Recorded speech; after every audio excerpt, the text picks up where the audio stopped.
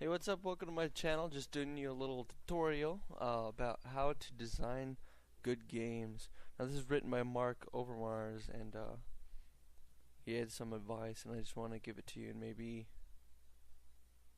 you'll learn something, and I will too. So, when Atari produced its first game console in like the 70s, it wasn't very popular. This changed like dramatically when the game Space Invader was created. And then they bundled it with the console, and then it was a hit. Within a short period of time, Atari sold a huge number of consoles. The same thing happened when Pac-Man was produced. And for the Nintendo's Game Boy, Tetris was the absolute winner. Why are these games so special? That they mean the difference between success and failure of the devices they were created for. The same applies in PC games. Some games become extremely popular, making their creators instant millionaires, while other games that look almost the same become miserable failures. And then there was also a large collection of games that you never see because they were canceled halfway through the production and their creators went bankrupt.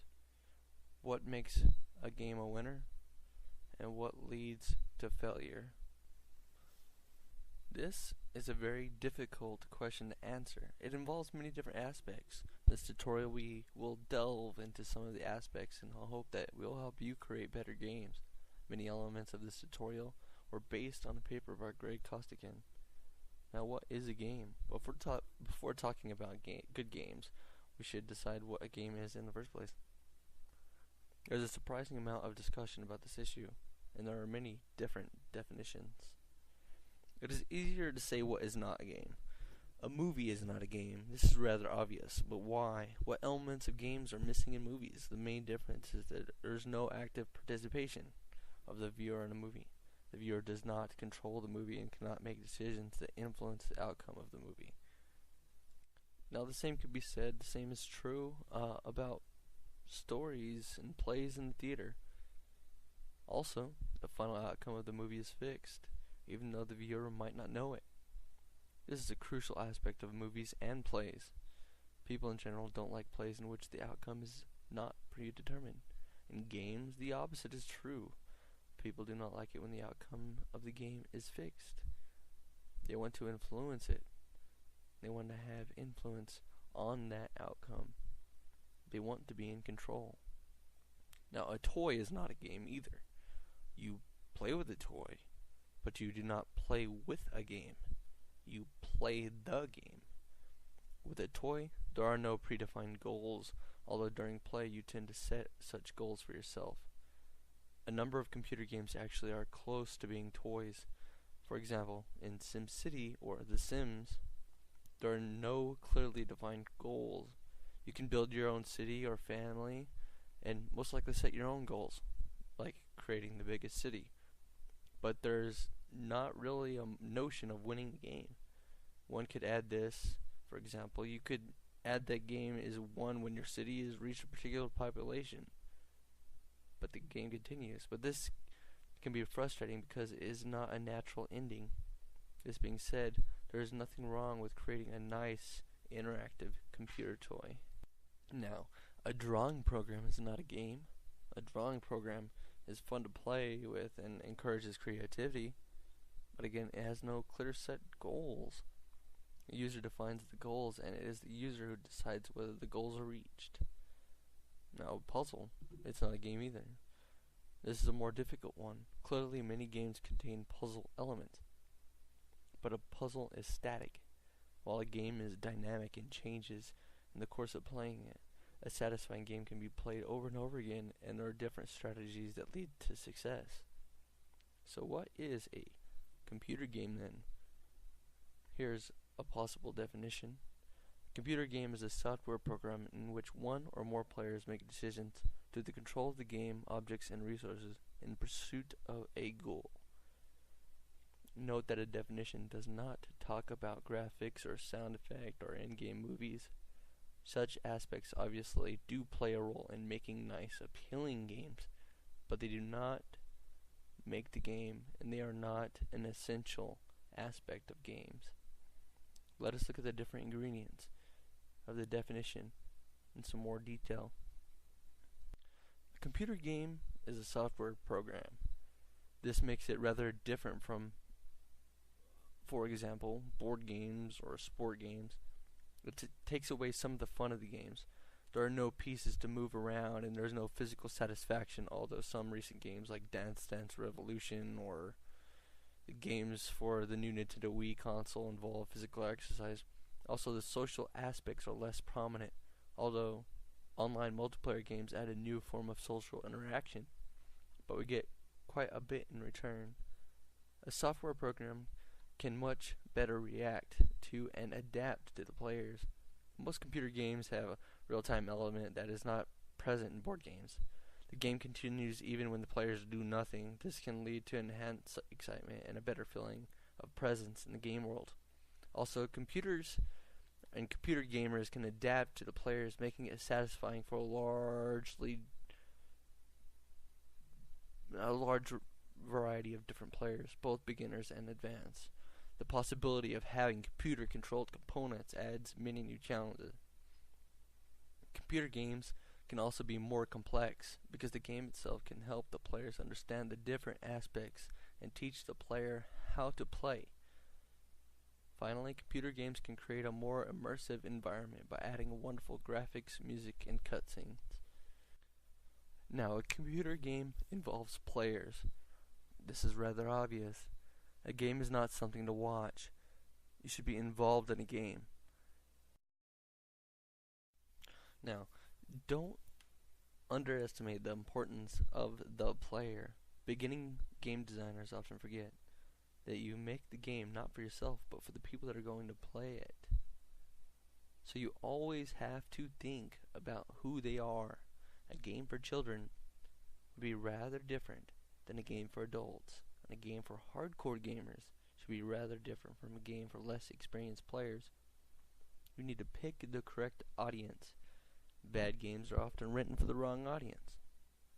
Now, for example, a very experienced flight simulator freak wants to be able to control every aspect of the plane and wants things to be as realistic as possible.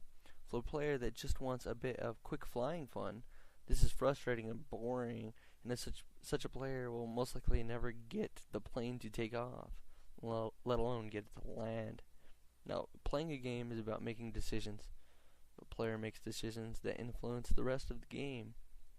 In fast-paced action games, such decisions typically involve which direction to move and which weapon to choose for shooting. In complicated strategy games, the decisions involve where to build your settlements, which units to train, when and where to attack, etc. Of course, decisions should have an effect. Surprisingly, in many games, the effect of decisions are only marginal. For example, often it does not really matter which weapon to use. This leads to frustration more often than none. Carefully balancing decisions and their effects is crucial for satisfying gameplay. Now, playing a game is about control. The player should feel in control of the game, not the other way around. Uninterruptible sequences in which the control is taken out of the hands of the player still occur in many games, and often lead to frustration. The more freedom there is for the player, the better. There is a tough catch here. A game is also about surprises and dramatic effects. Such effects can be created much better if the player is not in control. For example, in a movie, when the main character approaches a door, you can let the music rise. The viewer knows that something is going to happen.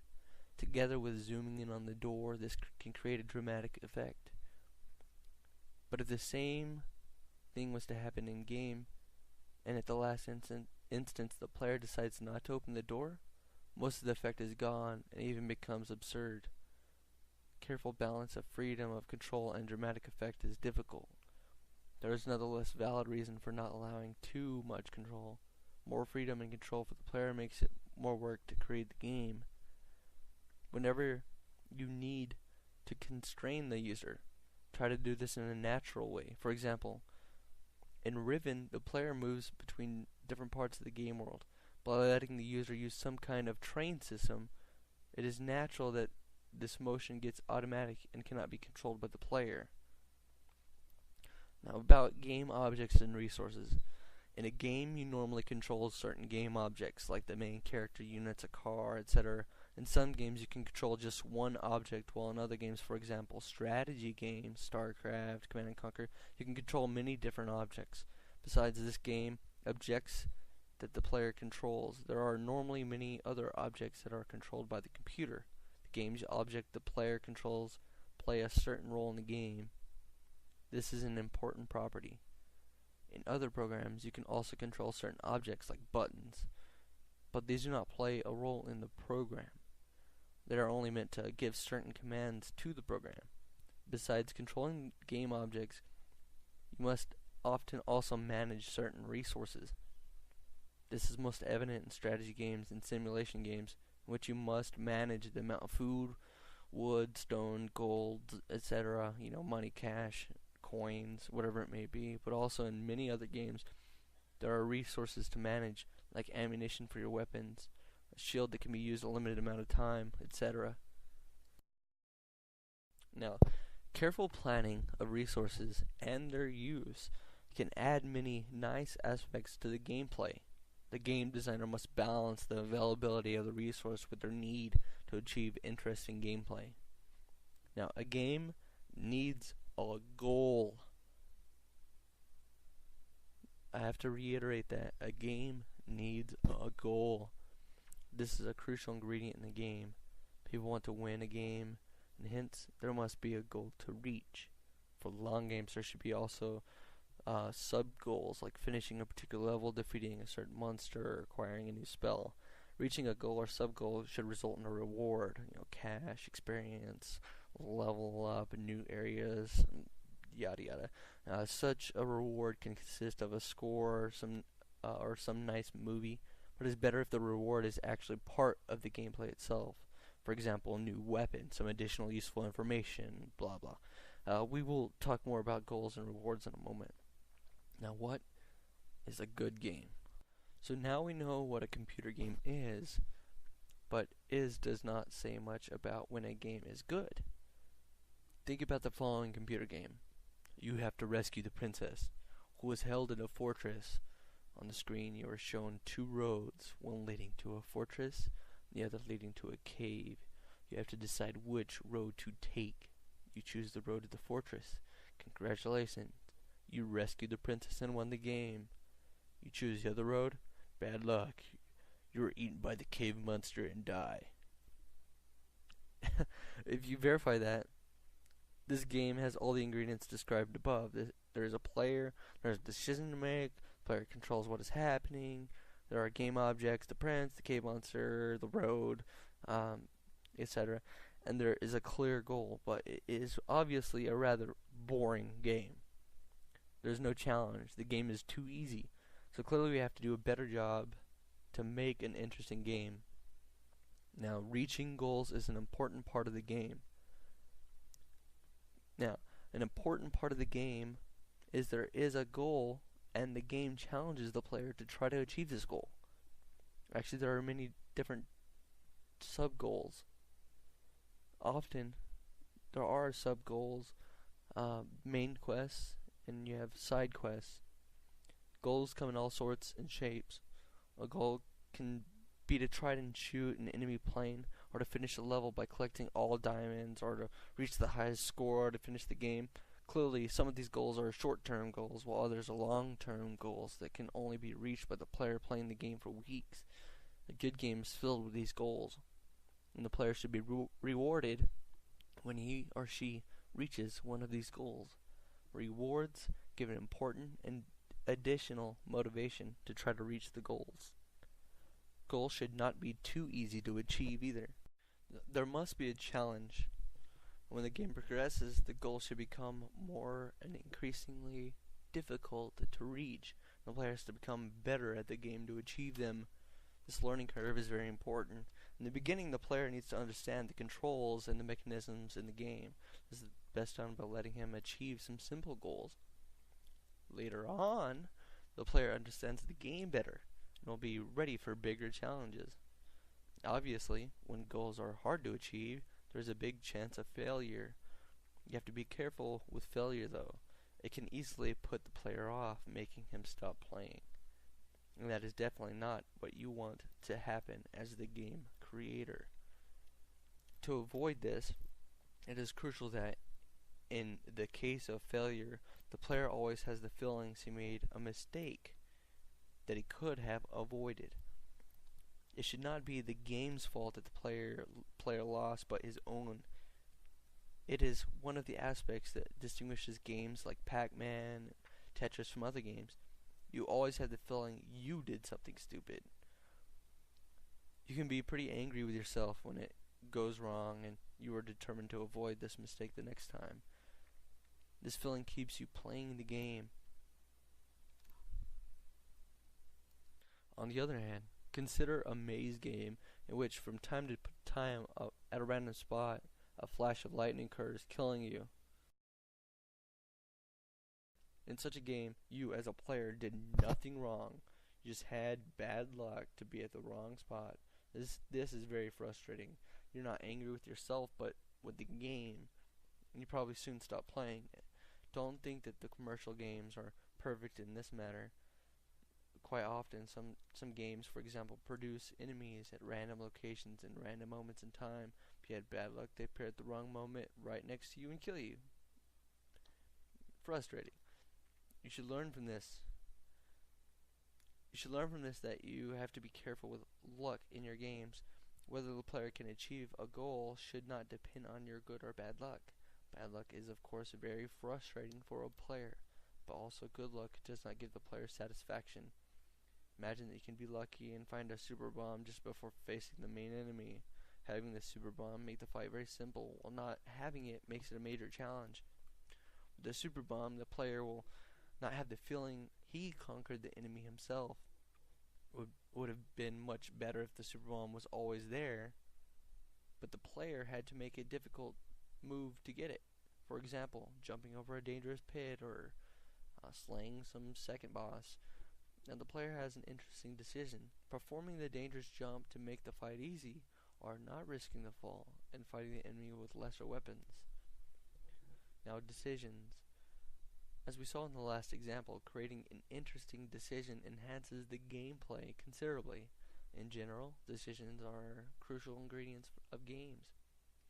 The more interesting the decision, the more interesting the game is. It can be very simple low-level decisions or very high-level strategic decisions.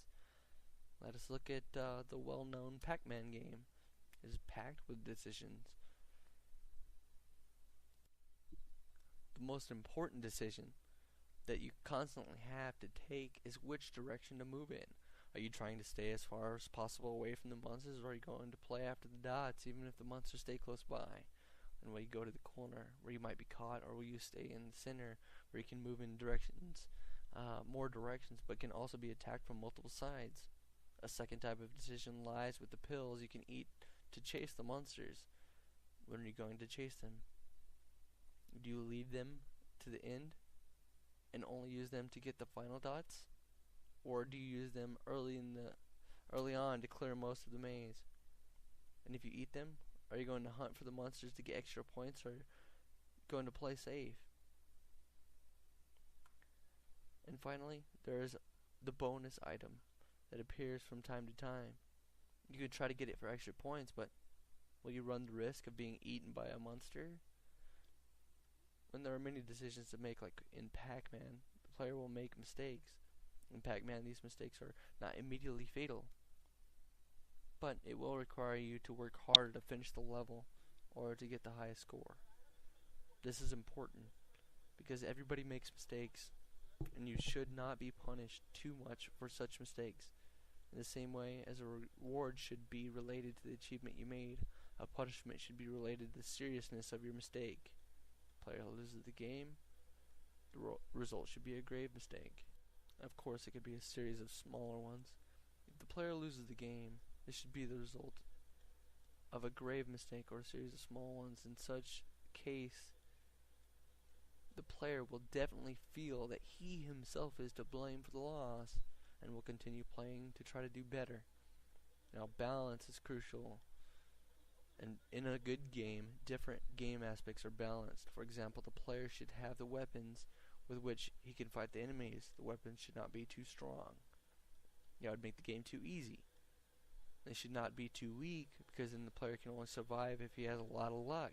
And remember that we said about luck before.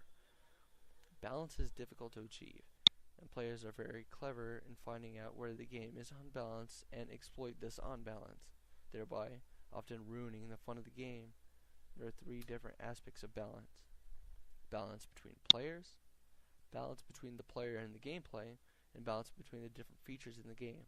We will discuss each of these. Now, balance between players. If you create a two-player game, you better make sure that the best player normally wins, and not the most lucky one. Imagine a strategy game in which two players compete with each other. As in most strategy games, they have to build up a city, and for this they need wood. Now, imagine there is just one forest in the world, and one player starts very close to this forest, and the other is far away from it. This gives the player an advantage that will most likely win him the game, so the game is highly unbalanced. Now, a game of chess, on the other hand, is highly balanced. Each player has the same pieces and can make the same moves. The only problem is that one player can start, and this is actually an advantage in chess.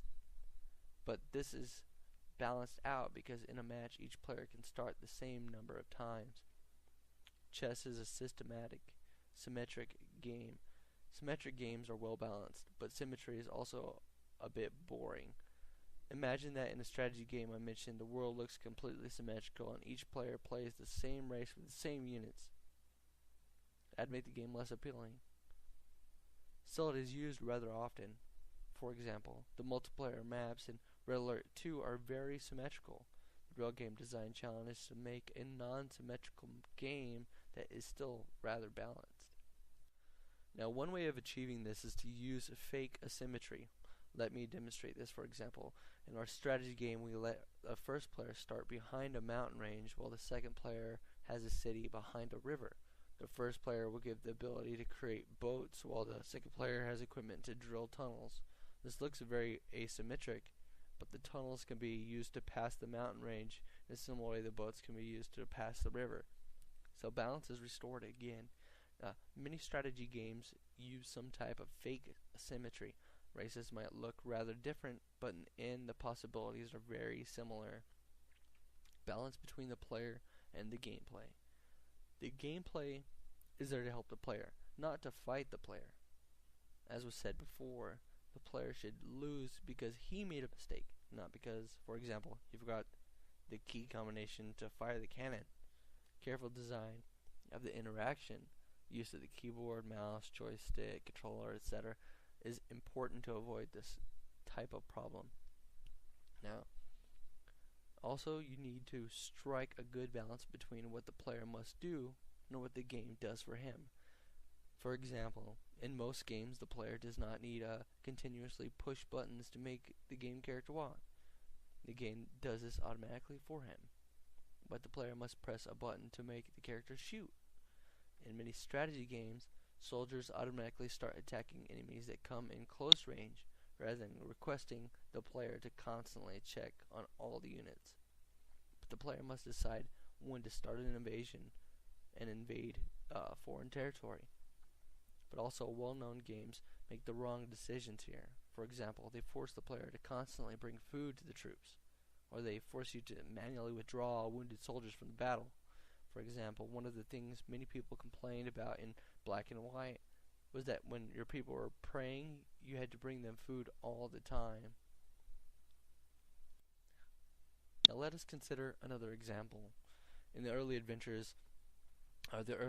games, one of the major challenges was to find out where you should click on the picture to get certain things done. For example, to open a door you had to find the secret button to press. Only after pressing on all the 100 stones in the wall you found the one that opened the door. This adds no fun to the game. In modern adventure games, the mouse cursor changes when you move it over the place where you can click, and often the message appears indicating that there is something to click on. Good visual cues are also given. For example, by giving one of the stone a slightly different color. This will improve the gameplay a lot. The player still has to come up with the idea that there might be a secret button, but once he has the idea, it is easy to find the place. The bottom line is that the player should spend his time and energy on the important aspects, and the game program should do the rest. The game should try to understand what the player wants and take action accordingly, rather than the other way around. Now, the balance between game features. A game contains many different features, different weapons, different enemies, different units, different roads, all sorts of resources that can be used, and so on. These features result in decisions for the player, which weapon to use for what enemy, which road to take, how to use these resources, and so on. This makes the game more interesting, but you better be sure there are some real decisions here. For example, when your game features 4 types of weapons, but one is superior to the others, the player will never use the other 3 weapons once he finds the best one. So there is no decision left anymore. To keep the decisions interesting, should balance the good aspects of the features with the bad ones. For example, the powerful weapon can fire only 1 shot per second, or the ammunition is more expensive, or it cannot be used in a cave, or one opponent is more sensitive to a particular weapon than another. Use your creativity. You have to balance the powers of the player with the power of the computer-controlled opponents. When new opponents appear during the game, you should give the player new powers to fight them. But be careful that you don't fall in a well-known trap in which you simply increase the firepower of the player when the opponents get equally stronger. This does not lead to more interesting gameplay. Your attack is 7, their health is 21, you gotta attack them 3 times. Your attack is now 8 because you leveled up, but their health is now 32. You know what I'm saying. There is not much difference in driving with a slow car against slow opponents, or the fast car against fast opponents. Unless, of course, steering the fast car is more difficult.